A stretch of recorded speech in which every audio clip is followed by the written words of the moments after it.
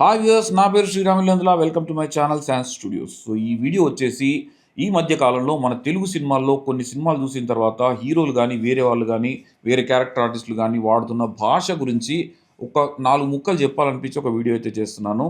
ఇది ముఖ్యంగా ఎవరిని కించపరచాలని కాదు, ఏ హీరోని కించపరచాలని కాదు, ఏ దర్శకుడిని ఏ రచయితని కించపరచాలని కాదు. ఎందుకంటే మన ఇండస్ట్రీని చాలా లెవెల్కి తీసుకెళ్ళి ప్రపంచ స్థాయికి తీసుకెళ్ళిన దర్శకులు కానీ రచయితలు గానీ, హీరోలు గానీ చాలామంది మన ఇండస్ట్రీలో ఉన్నారు. వాళ్ళందరికీ గూడా శతకోటి వందనాలు. సో మ్యాటర్ ఏంటంటారా? మనకు తెలుగులోనే చాలా రకాల యాసలైతే ఉన్నాయి. అందులో తెలంగాణ యాస ఒకటి, ఉత్తరాంధ్ర యాస అంటారు, రాయలసీమ యాస అంటారు, రకరకాల యాసలైతే ఉన్నాయి. సో విషయం ఏందంటే ఇప్పుడు మన తెలుగు ఇండస్ట్రీలో కొంతమంది హీరోలను దర్శకులు ఒక యాస మాట్లాడించాలనే ప్రయత్నం లోపల చాలా మిస్టేక్స్ అయితే మాట్లాడిస్తున్నారు. ఎందుకంటే ఆ భాష మీద, యాస మీద పట్టు లేకుండా ఇలా చేయడం వల్ల చాలా ఇబ్బందికర పరిస్థితులు అయితే ఎదుర్కోవాల్సి వస్తుంది.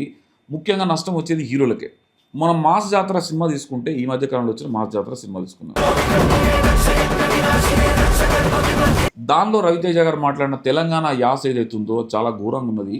అంటే ఇక్కడ నాకు రవితేజ గారిని విమర్శించాలనో, దర్శకుని విమర్శించాలన్న నా ఉద్దేశం కాదు. ఎందుకంటే దర్శకుడు ఏది చెప్తే ఆయన అది చేస్తారు. ఏ హీరో అయినా దర్శకులు ఏది చెప్తే అది చేస్తారు. అంతకన్నా చేయరు. సరే పోనీ మొత్తం తెలంగాణ మాట్లాడారంటే అలా కూడా మాట్లాడలేదు. ఒక 4 పదాలు మాట్లాడేస్తారు. దాని తర్వాత దాన్ని ఊసేస్తారు. మళ్ళీ ఆయన భాషలోకి వెళ్తారు. రైల్వే పోలీస్ కాదు, క్రిమినల్ పోలీస్. ఇక్కడ నా ప్రాబ్లం ఏంటంటే రవితేజ గారు తెలంగాణ యాస పర్ఫెక్ట్గా మాట్లాడకపోవచ్చు. బట్ రవితేజ గారికి ఒక యాక్సెంట్ ఉన్నది. ఆయన మాట్లాడడం మొదలు పెడితే ఆయన ఇమిటేట్ చేయడం కూడా ఎవరితోని కాదు. అంత గొప్ప నటులు రవితేజ గారు. ఆయనకు ఒక స్పెషల్ యాక్సెంట్ ఉంటుంది. ఆయన ఎవరికి కూడా ఆ యాక్సెంట్ ఇమిటేట్ చేయడానికి కూడా చాలా కష్టం. సో అట్లాంటి ఈ హీరోని ఈ భాష ఇచ్చి ఇబ్బంది పెట్టిందేమో నాకైతే అనిపించింది. ఆ భాష మాట్లాడడానికి ఆయన ఎంత ఇబ్బంది పడ్డాడో కూడా అనిపించింది. ఎందుకంటే తెలుగులో మనం కనుక చూసుకుంటే మనకు ఒక్కొక్క ప్రాంతానికి ఒక యాస, ఒక మాండలికం ఉంటుంది. అన్నీ తెలుగే కావచ్చు, బట్ మాండలికం వేరుంటుంది. తెలంగాణకు ఒక మాండలికం ఉంటుంది. ఆ యాస అనేది ఒక జీవన విధానాన్ని ప్రతిబింబిస్తుంది. మనం ఆ యాసను కనుక మాట్లాడాలనుకుంటే దాన్ని పూర్తిగా నేర్చుకొని మాట్లాడించాలి. ఎవరితో అయితే మాట్లాడించాలనుకుంటున్నామో వాళ్ళకు కూడా ప్రాపర్గా నేర్పించి ఆ ఏరియా రచయితను తీసుకొచ్చి ఆ పదాలు రాయించాలి. వేరే ఏరియా రచయితను తీసుకొచ్చి ఆ ఒక ఏరియా పదాలు రాయమంటే కొన్ని పదాలు టీవీలో విన్న పదాలు, లేకుంటే సినిమాల్లో విన్న పదాలు, ఇంకెక్కడ విన్న పదాలు వాటినే యాస అనుకుంటే అది ఒక పొరపాటు కిందకు వస్తుంది. నిజంగానే ఆ యాసను మాట్లాడించాలనుకుంటే అది కెన్ బి తెలంగాణ యాస, లేకుంటే ఉత్తరాంధ్ర యాసన, రాయలసీమ యాసన, అది ఏ యాస అన్న సబ్జెక్ట్ కాదు. ఆ యాస ఒక హీరోతో మాట్లాడించాలనుకుంటే, అంటే ఆ ప్రాంతం కానీ హీరోతో మాట్లాడించాలనుకుంటే అతని పూర్తిగా తను నేర్చుకునేదాకా టైం ఇవ్వండి. లేకుంటే ఆ ఏరియా రచయితను తీసుకొచ్చి రాయమంటే చక్కగా రాస్తారు. అంతేగాని కొన్ని పదాలు వింటే చాలా బాధేసింది. తెల్వాద్, కాద్, ఈ నకారపుల్లు ఆఖరికి వదిలేస్తున్నారు. తెలంగాణ యాసలో నకారపుల్లు ఉండదండి. తెల్వది అంటారు కావచ్చు కావాలంటే. మాకు తెలియదు అంటారు కావచ్చు. తెల్వాద్ అని ఎప్పుడు మాట్లాడు. సో దాన్ని ఏదో కొత్త రకంగా సృష్టించాలనే ప్రయత్నంలో అనవసరంగా అది ఇబ్బందికరంగా ఆయనకు కూడా రవితేజ గారికి కూడా ఇబ్బందికరంగానే ఉందని నాకైతే అనిపిస్తున్నది. అసలు ఒక యాస పెడితేనే సినిమా సక్సెస్ అయితేనే ఫార్ములా ఎవరైతే ఇచ్చారో కానీ అది నాకైతే కరెక్ట్ కాదనిపిస్తుంది. ఎందుకంటే ఇప్పుడు పుష్ప చూడండి, పూర్తి రాయలసీమ యాక్సెంట్లో ఉంటుంది. తెలంగాణలో చూసాం కదా, అందరం చూసాం కదా. ఏం పాపా నచ్చినా నీకు? సో ఇక్కడి ఫిదా సినిమా కానీ, జ్ఞానం ఇస్తున్నావు కదా, పుక్కట్ల నేనేం తీసుకోను. ఇక్కడి బలగం కానీ, ఇన్నేళ్లకు అల్లుడు ఇంటికి వస్తే ఎట్లా మసులుకోనో గా బోరని తెలిసినంత కూడా ఇబ్బాడు కావడం తెలుసు. ఆంధ్రాలో కూడా ఆదరించారు కదా. అంటే నేను చెప్పేది ప్యూర్గా 100% ఆయాసనే తీసుకున్న సినిమాలు కూడా ప్రతి చోట ఆడే. అంతెందుకు మన బిత్తిరి సత్తి గారు ఉన్నారు కదా, ఇప్పుడు బిత్తిరి సత్తి గారు మాట్లాడే భాషకు ఆంధ్రాలో కూడా నేను చాలామందిని అంతకుముందు వెళ్ళినప్పుడు మాట్లాడితే వాళ్ళు కూడా అక్కడ ఫ్యాన్స్ ఉండేవాళ్ళు. టీమా న్యూస్ వస్తుందంటే వాళ్ళు కూడా చూసేవాళ్ళు. సో అట్లా ఇక్కడ ప్రజలు ఎవరికి కూడా తెలంగాణ మాట్లాడితేనే సినిమాలు చూస్తామని కానీ, రాయలసీమ మాట్లాడితే సినిమాలు చూస్తామని కానీ ఎవరికి లేదు.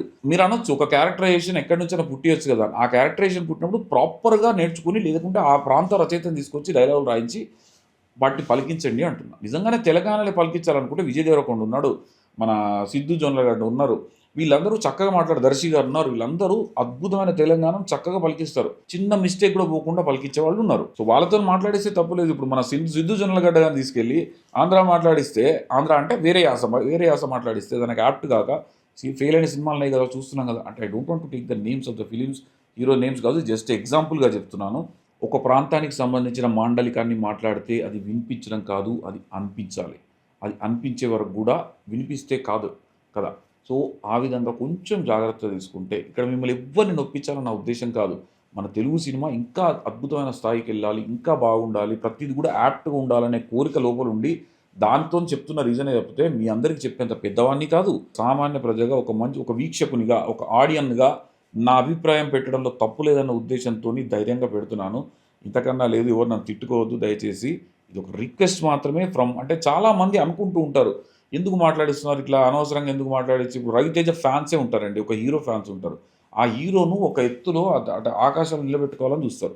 ఆయన చేసే ప్రతి అడుగు, ప్రతి చిన్న విషయం కూడా that matters to the fans. So అలాంటప్పుడు ఆ ఫ్యాన్స్కి కూడా సరిగ్గా మాట్లాడకపోతే, అయ్యో ఎందుకు మా హీరోతో ఇట్లా మాట్లాడించారు అని అనిపిస్తుంటుంది. దానిలో తప్పేం లేదు కదా.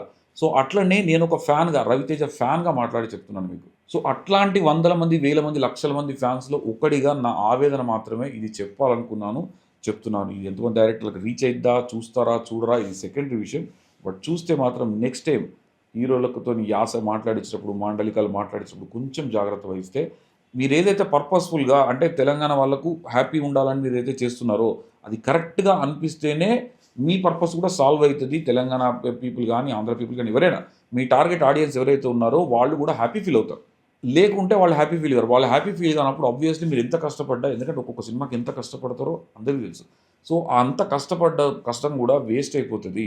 ఎందుకంటే ఏ ఏరియా వాళ్ళైనా వాళ్ళందరూ మా తెలుగు హీరోలు, మీరందరూ మా తెలుగు దర్శకులు, మేము గర్వపడే దర్శకులు మీరందరూ. కాబట్టి ఇది దయచేసి ఒక చిన్న విన్నపంలాగా తీసుకొని నెక్స్ట్ టైం చేసేటప్పుడు నాకు జాగ్రత్తగా తీసుకోండి. ఏం సింపుల్ అండి, మీరు చేయించిన తర్వాత మీరు ఏదైతే భాష రాయించారో ఆ రాయించిన ఒక తెలంగాణని ఇవ్వడం, రోడ్డు పిలిచి మాట్లాడించండి, ఇది కరెక్టే ఉన్నదారా అంటే వాడు చెప్తాడు. అదే ఆంధ్ర చేశారనుకోండి, రాయలసీమ చేశారనుకోండి, చేస్తారంటే అట్లా చేయని దర్శకులు లేరని చెప్పట్లేదు. చాలా అద్భుతంగా కేర్ తీసుకొని చేసే దర్శకులు చాలామంది ఉన్నారు. కొంతమంది ఎవరైతే చేస్తున్నారో వాళ్ళకి మాత్రమే చెప్తున్నాను.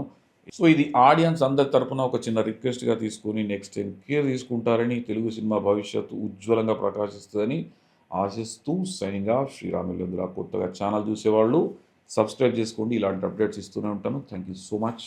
Signing off.